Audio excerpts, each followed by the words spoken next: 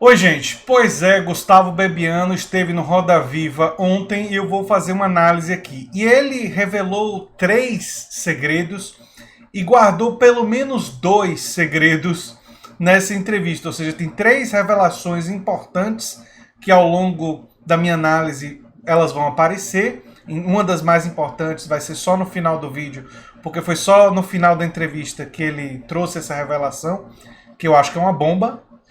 E outras também são muito importantes, né? Outras 2 revelações. E tem um segredo, pelo menos um grande segredo, que ele decidiu não revelar e que ele claramente sabe, mas ele disse que não vai revelar. E nós vamos falar sobre isso, tanto que ele revelou, quanto que ele não revelou nessa entrevista do Roda Viva. Ele que é um cara da direita e que, embora tenha críticas a Bolsonaro, claramente está comprometido com a agenda liberal, como nós vamos ver na nossa análise. Se você chegou agora, o canal é a Nova Máquina do Tempo, eu sou André Teixeira Jacobina e tem links das nossas redes sociais e nosso apoia-se no comentário fixado, assim como as fontes que sempre ficam no final do comentário fixado. E vamos direto aqui para as minhas anotações, não é? Bem, ele começa falando uma coisa meio curiosa, que a relação pessoal dele com Bolsonaro era muito boa e que ele sempre achou que Bolsonaro estava se mostrando, pelo menos para ele, diferente de toda a imagem que ele tinha construído na cabeça. Mas a facada mudou o Bolsonaro, né, na opinião dele. Eu acho engraçado ele dizer isso, porque Bolsonaro, se tem uma coisa que Bolsonaro é, pro bem e pro mal, não é? E praticamente nada pro bem, né?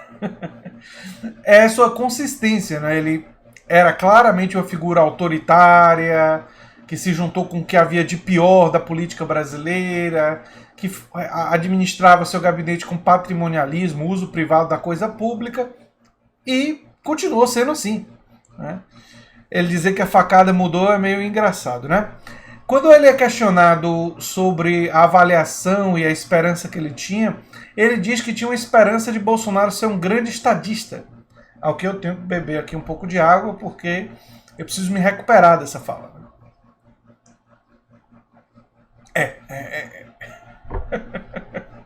Quer dizer, uma pessoa que conhecia Bolsonaro achar isso já diz muito sobre a capacidade de percepção do Bebiano em relação a uma série de coisas, né?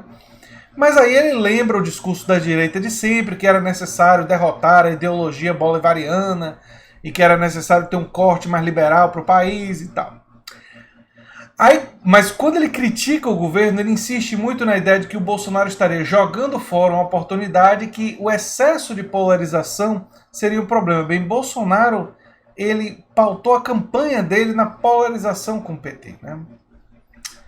Aí ele é questionado sobre... ele tem uma fala importante sobre isso. Ele diz que Bolsonaro, ao criticar a imprensa, ele vê todos como inimigos. Eu já falei aqui sobre a paranoia do Bolsonaro em vários vídeos. E não só do Bolsonaro, da família dele. Bebiano basicamente confirma, essa é uma das 3 coisas que ele revela, esse comportamento paranoico, esse comportamento alucinado. E ele diz mais grave que o Carlos Bolsonaro teria problemas mentais graves, né? Então ele é questionado sobre o Queiroz e a filha do Queiroz. Ele se esquiva, ele diz que não sabia de detalhes, não é? E, aliás, como ele estava na campanha, é possível mesmo que ele não soubesse, embora é possível que ele soubesse, simplesmente não quis dizer, né?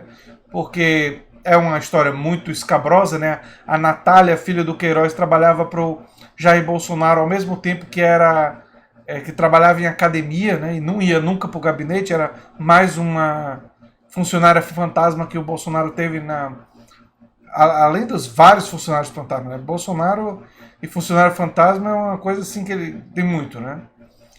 E aí o Queiroz, o Bebiano reage muito fortemente quando é lembrado que Bolsonaro acusou Bebiano que Bebiano teria envolvimento com a facada, né? E olha só, o Bebiano diz que, claro, que isso é um absurdo, que ele não teve nada a ver, que isso daí, enfim, é uma fala absurda do Bolsonaro, e que Bolsonaro, ao não dizer isso publicamente, age como um covarde ou maluco. Aí eu acho que ele construiu mal a frase, porque os malucos podem ser covardes e os covardes podem ser malucos. Uma coisa não exclui a outra, né? Aí ele insiste em algumas coisas. Ele também alimenta a conspiração em relação à facada. Ele diz que a facada, o Adélio provavelmente não trabalhou sozinho e tal. O que, enfim, é um pensamento conspiracionista. Ele que tanto estava criticando a paranoia dos bolsonaros. Não existem evidências. Ele faz uma fala leviana para uma coisa que não existem evidências, né? Então ele poderia dizer, no máximo, que olha, eu tenho dúvidas sobre a facada, suspeito que pode ter alguma coisa estranha aí, acho que tem que ser investigado. Seria uma fala menos conspiratória, não é? Ainda assim equivocada, com base em tudo que a gente sabe, mas menos conspiratória. Aí ele repete o antipetismo básico, né?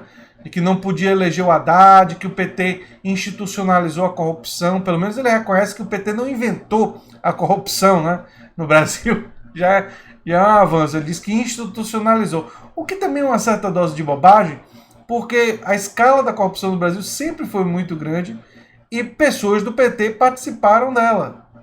E os partidos mais citados, inclusive na Lava Jato, não foi o PT. E as pessoas que foram descobertas com maior volume de dinheiro roubado, gente como Eduardo Cunha, não eram do PT. Então, né? A figura aqui na Bahia, que eu não gosto nem me lembrar, né? Jadel Vieira Lima. Complicado. O Jadel a gente já sabia. Né? O Jadel sempre deu toda a pinta, né? De bandido, né? Aí ele fala uma coisa que é mais uma revelação que, enfim, embora Bolsonaro brinque com a coisa do Messias e diga que o Estado brasileiro deveria ser um Estado cristão, ele nunca deixou muito claro que ele acreditava, pelo menos em público, que eu me lembre, que ele acreditava estar vivendo em um papel divino, né? Que se acredita como salvador do Brasil, se confunde com o próprio Brasil e que discordar dele é ser contra o Brasil. Que discordar dele é ser contra o Brasil e esse tipo de nacionalismo é típico daquele neofascismo, né? Que vocês conhecem, que eu não posso dizer a palavra toda porque tem problema aqui no YouTube, não é? O YouTube diminui a distribuição dos vídeos quando a gente fala essa palavra completa, não é? Mas vocês sabem qual é. Isso é uma característica já bastante conhecida, mas ele achar que ele tem um papel divino dado por Deus. Lembra o George Bush. E, em geral, gente que acredita nisso, coisa boa não dá. Depois ele fala uma coisa que ele insinua uma série de problemas sem dar muita clareza. Ele diz assim, que a polarização fomentada pelo Bolsonaro não vai acabar bem. Aí ele não diz claramente, mas fica nas entrelinhas, que pode acabar em impeachment, mas também pode acabar em conflito armado, pode acabar em guerra civil, quer dizer, não vai acabar bem. O que é que vai acontecer, ninguém sabe, mas não vai acabar bem. Ele é questionado mais à frente sobre o Guedes e ele diz uma coisa que mostra o traço liberal dele, né? Ele diz que o governo que trabalha é o do Guedes e o governo que atrapalha é o do Bolsonaro, né? E aí ele diz uma coisa que eu já abordei aqui no canal, que é engraçado, que ele diz assim, que vai ter fuga de investimentos. Aí eu tenho que lembrar ele que é tarde demais. 35 bilhões, puf, já evaporaram, já foram embora. Então ele dizer que vai ter fuga de investimentos, ele tem que se atualizar, pegar um jornal, dar uma lida. Né? Depois ele é questionado e ele critica o movimento do dia 15, que para ele faz parte dessa polarização equivocada. Né? Ele lembra um episódio que foi mostrando para ele o momento que ele deveria se separar do Bolsonaro, se distanciar, quando tem a confusão entre o Zeca Dirceu e o Guedes, né? E o Bolsonaro diz algo como, não tem como funcionar com esse Congresso aí. E aí ele lembra que o Congresso tinha acabado de ser eleito, que ele tinha uma das maiores bancadas do Congresso, que bastava ter uma articulação política com Maia, que depois ele disse que o Maia estava totalmente aberto para aprovar a agenda liberal, o que a gente aqui no canal apontou desde o início, que Rodrigo Maia, embora não abraçasse o reacionarismo tosco do Bolsonaro, em termos de agenda econômica, ele é uma pessoa, e por isso que eu critico, e já critiquei antes, essa aproximação entre o PDT e o DEM, e o Rodrigo Maia e Ciro Gomes, porque quando nós formos tratar das reformas que o PDT defende, que Ciro Gomes defende, reforma tributária e tal, esse pessoal não é nosso aliado. Esse pessoal do DEM são nossos adversários. São pessoas que representam interesses das grandes corporações empresariais. Isso apenas reforça essa concepção, não é? Depois ele diz que o ministro do turismo ainda está aí e está diretamente envolvido com a coisa dos laranjas, e que ele não estava, então que não foi por isso que ele foi afastado, que ele foi afastado por causa da confusão dele com Carlos Bolsonaro, e não tem nada a ver com isso. E aí ele lembrou que o ministro do turismo ainda está aí, diretamente envolvido, e não foi demitido, que é verdade. E aí ele vai falar do Carlos, ele diz que o Carlos tem problemas psicológicos, que é ciumento. Ele faz uma comparação que eu acho muito engraçada, né? Acho que vai dar meme. Carlos Bolsonaro e o Cômodos, do filme Gladiador, que é o filho do imperador que mata o imperador para virar imperador pelo fato de que o imperador não reconhece ele e ele se sente um enorme ciúme do imperador, não é? E o amor que o imperador dá ao general, né? O personagem do Russell Crowe, né? Maximus. Então o imperador dá muito pro Maximus afeto, não dá pro Cômodos, e o Cômodos tem essa reação terrível. É uma comparação. Vai dar meme isso aí. Quem sabe amanhã eu não faço um vídeo com essa comparação. Depois ele fala do grupo do Olavo de Carvalho e ele faz um elogio ao Olavo, que diz que o Olavo é brilhante, que novamente eu tenho que pegar minha água aqui. O Olavo pode ser muitas coisas. Ele pode ser até inteligente, ele não é burro. Mas chamar um homem que escreve sobre teoria da evolução sem falar de genética de brilhante, ele não é. Ele é um enganador. E alguns enganadores têm leitura, têm capacidade de enganar, são habilidosos na arte de enganar, mas ele é um astrólogo, né? Que não é bem intencionado. Podem até existir astrólogos bem intencionados, né? Mas ele é basicamente um enganador, que é cosplay de filósofo. E diz que os jovens do grupo olavista, né, prejudicaram muito o governo.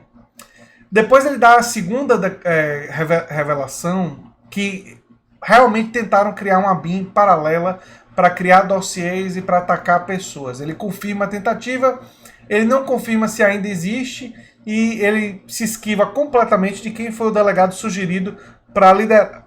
Então e aí os jornalistas insistiram e tal, e ele se negou a falar. Esse é o segredo que ele não quis revelar de jeito nenhum, né?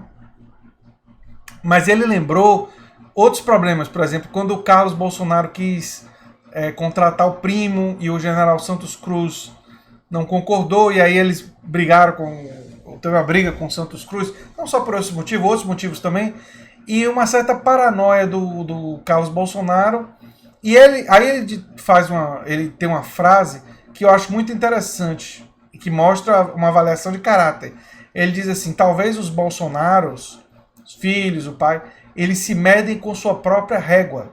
Ou seja, se eles são capazes de ficar traindo as pessoas para poder avançar e conseguir poder, eles não confiam nos outros, porque eles próprios, se tivessem nessa posição, não agiriam de forma honrada. E essa é uma fala muito interessante, assim. Muitas vezes, homem muito ciumento é aquele que trai. Porque o homem muito ciumento é aquele que imagina que o outro é como ele. Então, se ele trai, ele imagina que o outro vai agir da mesma forma que ele age, né? E pessoas que confiam, que acreditam mais no outro, né? Que tem menos riscos de serem cornos, né?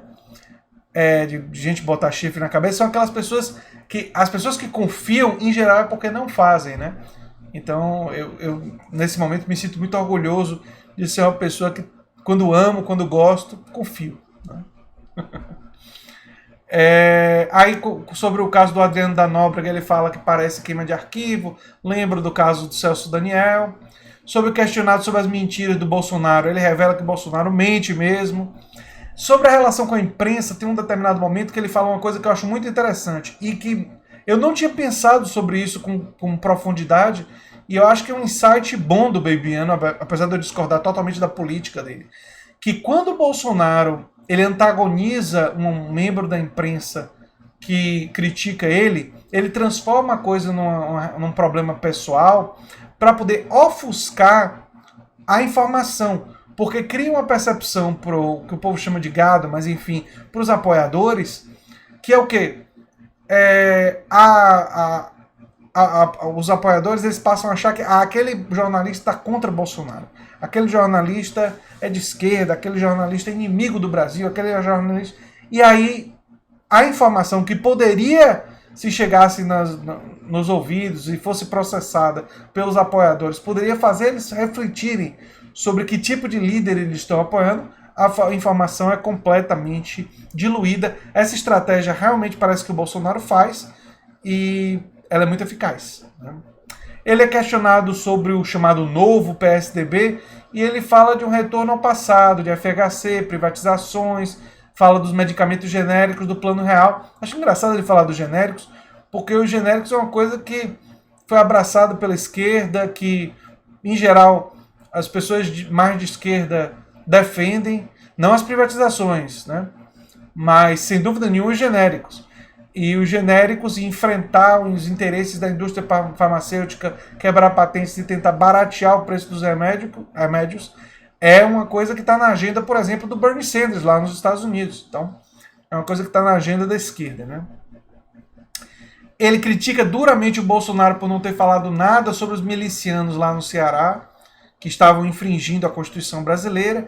E aí ele realiza a grande revelação dessa entrevista, que eu não sabia.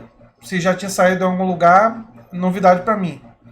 Que Olavo de Carvalho deu um curso gratuito para policiais militares. E ele levanta a hipótese de que será que o que está acontecendo no Ceará já não é um resultado desse curso? Porque a gente sabe que o Olavo de Carvalho, o que ele faz nas pessoas é lavagem cerebral para transformar as pessoas em drones anticomunistas, né? Sem autonomia, né? Gente que funciona como se fosse um drone anticomunista que só diz amém ao Olavo de Carvalho e tudo que foge do que Olavo de Carvalho entende como a direita moral e tal é comunismo e deve ser duramente combatido, né? Depois ele fala do fundamentalismo religioso e a relação com a política e finaliza dizendo que parece mais um moralismo hipócrita. Pois bem, essa foi a conversa do Bebiano com o pessoal do Roda Viva. Realizou revelações sobre a BIM paralela, confirmando a tentativa. Mostrou detalhes sobre a família Bolsonaro, sua paranoia, suas ciumeiras, enfim. E por fim revelou esse curso gratuito do Olavo de Carvalho para os policiais que pode estar por trás de uma ascensão autoritária conectada com a polícia militar, uma coisa muito, muito perigosa, e a grande revelação da entrevista, né? E também segurou alguns segredos, né? Não revelou o nome do delegado, embora tenha deixado claro que lembra o nome e sabe quem é, mas escolheu não revelar. Foi isso aí. Se você gosta do que eu faço aqui no canal A Nova Máquina do Tempo, se inscreva, dê um like, compartilhe e quem sabe se torne um apoiador do canal. Tchau, tchau e até o próximo vídeo.